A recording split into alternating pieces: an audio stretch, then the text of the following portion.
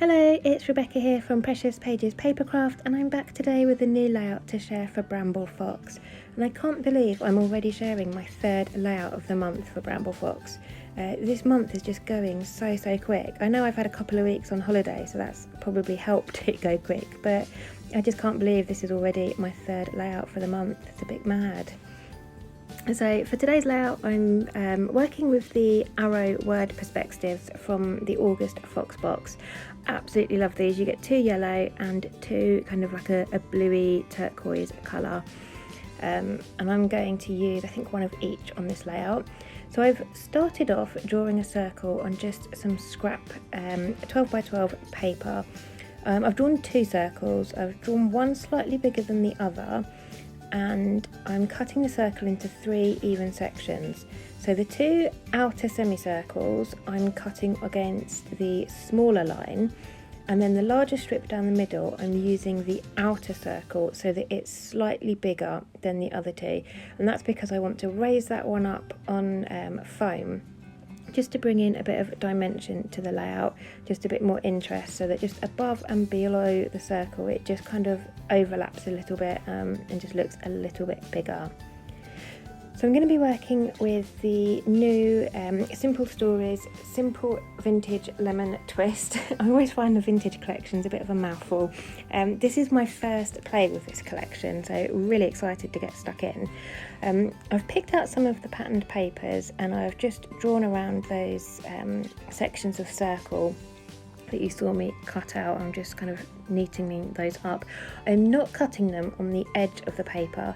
The papers I'm using for this layout I think would make nice borders, so like a pattern border frame around other layouts. So I'm coming in a bit from the edge just to leave that edge there so I can use it as a border at some point if I wanted to. So it might look like I've gone a bit nuts just cutting into the middle of the sheet, but that's my reasoning behind that.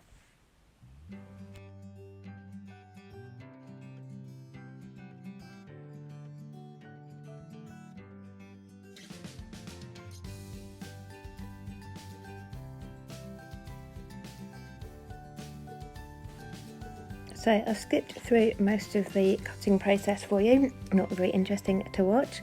And I'm now just going to use an edge distresser and go around all the edges, distressing them. I love the texture and interest this brings to a layout.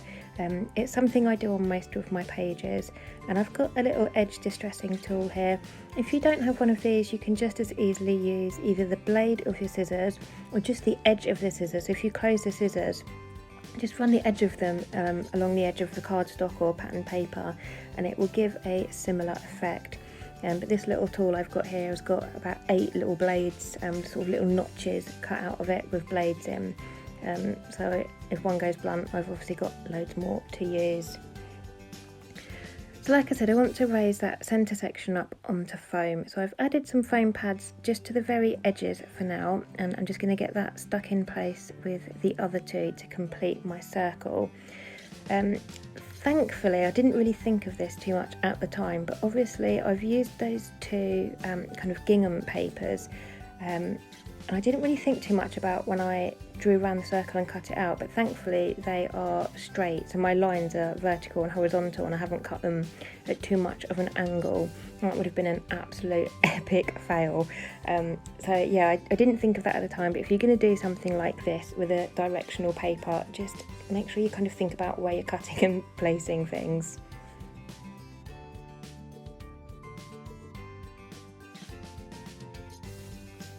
So you can kind of see here, this is the basic composition of my layout. I've got that circle on the background, and I've got that gorgeous pattern paper in the middle with the black background, just a bit quite striking with the yellow and the turquoises.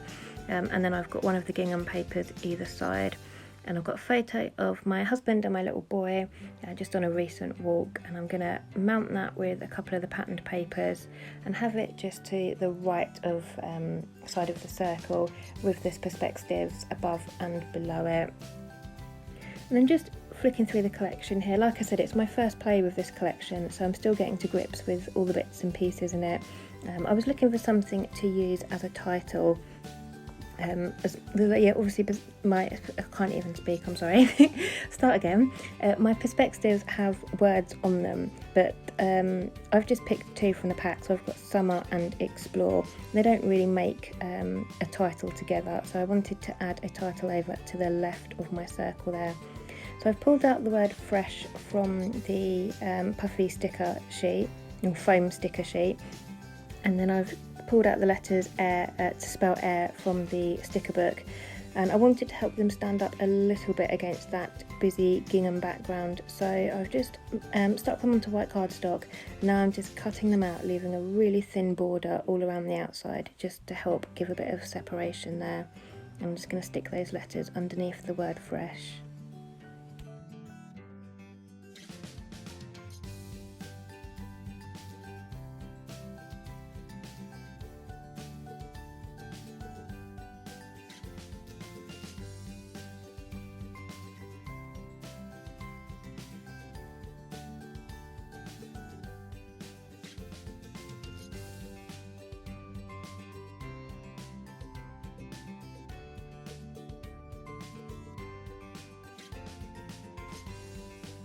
So at this point, I kind of know where things are going to go. So I begin to add some foam and adhesive foam and things behind my photo, thinking of getting things stuck in place.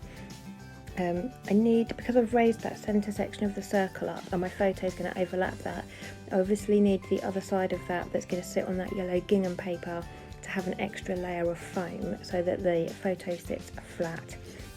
And what I actually end up doing with this layout, you'll see further along when I stick the actual circle itself down, I stick the two gingham sheets down flat without any foam behind them. And once I finished the layout and I was taking photos of it, I really didn't like it. I love to have dimension on my pages and I just wasn't happy with it. So I actually peeled the entire circle off my background and added some foam behind the two gingham papers as well, so that whole circle was raised up on foam. You might have noticed a second ago me just playing with some distress inks over on the right there. I was trying to decide which colours would work with this collection, so I've decided I want to add some mixed media to my background. So I've pulled out two distress inks and I've decided that Evergreen Bough is quite a good good match for the kind of turquoisey colour in this collection. And I didn't really want to do the packaging technique. I needed to do something that would give me a bit more control. So what I've actually done, I had some cling film just randomly sat next to me in my craft room for some bizarre reason. So I've decided to get some kitchen towel, scrunch it up, and then wrap the cling film around it. I'm just using that, dabbing it in the ink, and then dabbing that on my page. So it kind of looks like the packaging technique, but it's actually quite controlled, so I was able to keep control of where I wanted the ink. So I just want it just peeking out around the edge of that circle. So I'm using, like I said, Evergreen Bough for the right hand side, and then on the left hand side I've used Mustard Seed Distress ink as well. And the reason I've done the colours that way is because I've then got the yellow ink behind the turquoisey gingham paper and the turquoisey greeny ink behind the yellow gingham paper, so just a bit of contrast there between the two. And then my circles are going to sit on the middle just like that.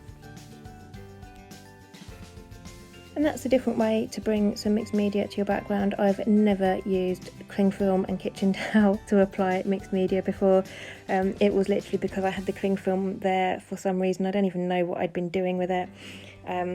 Obviously wrapped something up, but I just thought that would give me much more control.